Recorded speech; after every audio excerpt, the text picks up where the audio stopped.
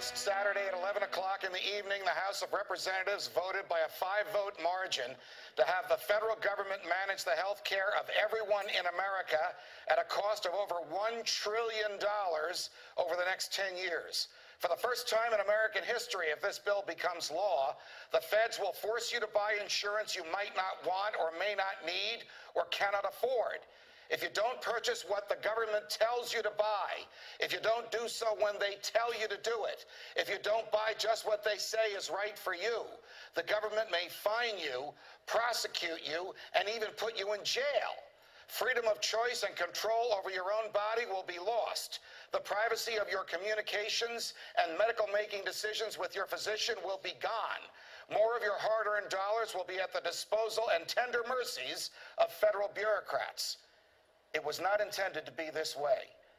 We elect the government.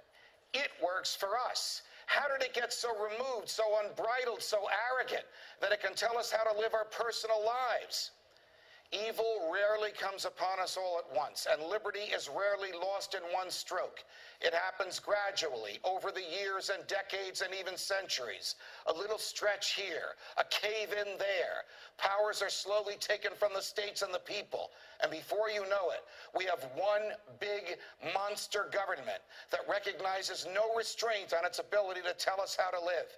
It claims the power to regulate any activity, tax any behavior, and demand conformity to any standard it chooses. In the next few weeks, I will be giving a public lecture on constitutional law here on the Fox News Channel, on the Fox Business Network, on FoxNews.com, and on Fox Nation. In anticipation of that, many of you have asked, what can we do now about the loss of freedom? We can vote the bums out of their cushy federal offices. We can persuade the state governments to defy the feds in areas like health care, where the Constitution gives the federal government zero authority.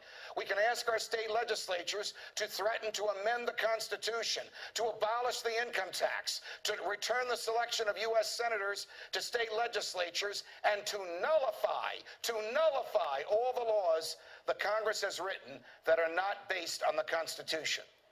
But there is one thing we can't do. Just sit back and take it. Here's Kevin Gutzman. He's professor of American history at Western Connecticut State University and author of The Politically Incorrect Guide to the Constitution, and Thomas E. Woods, author of Meltdown, a free market look at why the stock market collapsed, the economy tanked, and government bailouts will make things worse. They wrote a great book together called Who Killed the Constitution? The Fate of American Liberty, from World War I to George W. Bush. Gentlemen, welcome to the Glenn Beck program. Kevin, first to you. What is federalism? What is the concept of the states have some power and they gave a little bit of it away to the federal government, but somehow the government keeps taking more from them? Well, the underlying theory of the revolution was that people wanted local self-government through legislative elections. That was the procedure that the British government was denying to the American colonists, and it led to the Declaration of Independence. So when the federal constitution was made, and note that it's called a federal, not a national constitution, when the federal constitution was made, there was this idea that the sovereign states were delegating some few of their powers, which they carefully spelled out in the Constitution, to this new central government. And the great residuum was being retained by the states so that people would still have control over most areas of their government's behavior through local legislative elections. Tom, how did the federal government get so big and so powerful? We wrote a Constitution that states in it pretty specifically the 17 unique discrete powers that the Constitution delegates to the federal government. Is that list even recognizable today if you compare it to the areas of human behavior that the federal government claims it can regulate? No, they've made it a joke out of it. In fact, in the 1990s, the Solicitor General was asked, can you name me one area of American life that, in your view, the U.S. government would have no constitutional authority whatsoever to interfere with? And he just stood there dumbfounded. He had no answer. Thomas Jefferson warned us that if the federal government has a monopoly on determining what its powers are, we have no right to be surprised if it expands its powers over time. So Jefferson told us in 1798 that what we need to do, if the federal government goes beyond those powers it was delegated, is to use the states. The states are not perfect, but they're what we have. Right. And use the states to nullify and refuse to enforce these laws. And I know that idea would horrify Katie Couric, but I'll take Thomas Jefferson, and the other side can have Katie Couric. All right, we'll get to nullification in just a minute, and I'm glad you raised it. But just in a thumbnail sketch, how did it happen?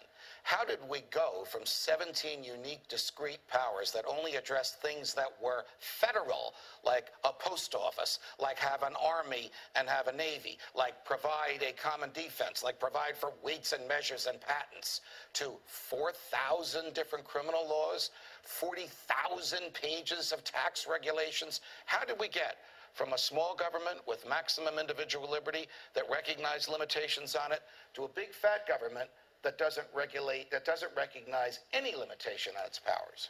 Well, the short answer is that we trusted the federal government to determine what the limits of the federal government's powers were. And just as any other group of people could be expected to do, over time the federal government decided that it had all powers, that it was necessary that it be able to regulate everything, to tax everything, to legislate about every question. And over time that came to mean that this principle of federalism that we talked about a minute ago just vanished from the federal system. We still call it a federal system, but it's really a national system. Tom, Ronald Reagan used to say the beauty of our system is you can vote with your feet, meaning if you don't like the laws in New Jersey, you can go and live in Pennsylvania or Connecticut or Texas. But as the federal government standardizes everything, makes the laws the same, takes away New Jersey and Connecticut and Texas independence, I'm just using them by way of example, the concept of voting with your feet, of going to a place in the country where the laws are more to your liking, goes away, doesn't it? Right, and you know, in the old days, the left used to support this principle. Kirkpatrick Sale, the old left, they liked decentralized power. They didn't like a gigantic bureaucracy, whereas now, left and right seem to like a gigantic bureaucracy that overrides the powers of the states. And in fact, when you look at the history of Western civilization, how did liberty come to Europe? It came to it because Europe was a bunch of tiny little municipalities where if the prince was oppressive in one place, as you say, Judge, you could just vote with your feet and move somewhere else, and that encouraged them all to support liberty because they didn't want to lose their tax base. When you remove this incentive, which is a healthy incentive, you get the system we have now. All right, Kevin, you and I have talked about this on air and off many times. There are a couple ways to amend the Constitution, but they all involve the states. Either the states demand, and if enough of them do so, a constitutional convention. The constitutional convention proposes amendments and they go back to the states, or the Congress circulates an amendment and it goes to the states. In either way, it requires 3/4 of the states to adopt an amendment, and then it becomes part of the Constitution. Question: can we amend the Constitution? Can we abolish the income tax, which would starve the federal government back down to its footprint?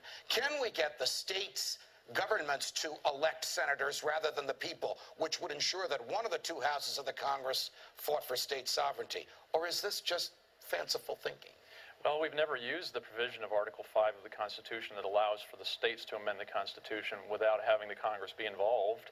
So we shouldn't be surprised that recently amendments have all been about further empowering the central government. But fortunately, at the moment, there's a groundswell. I've been hearing from legislators in several different states who've asked me for advice about the question how the constitutional convention process might work. That is, how the states could go about amending the Constitution to reduce and curb the power of the central government. And I think that there is a significant chance that this could happen. But before it can happen, people have to encourage their state legislators to go out and amend the Constitution. Tom, you mentioned nullification. In 1834, the state of Massachusetts nullified the Fugitive Slave Act, meaning you can't kidnap any runaway slaves in Massachusetts or we'll arrest you for kidnapping. That defied the federal government. How would nullification work today? Well, we've already seen examples of it. Really, there are a couple dozen states that have effectively nullified the Real ID Act, which is the beginnings of a national ID card, to the point where the federal government has pretty much stopped trying to enforce that law. That's just what Jefferson would want free people to do. We've seen about a dozen states, in effect, nullifying federal laws regarding medical marijuana. And now we're starting to see a few states talking about what they can do to resist this health care measure. This is what a free society does. We don't have one single one-size-fits-all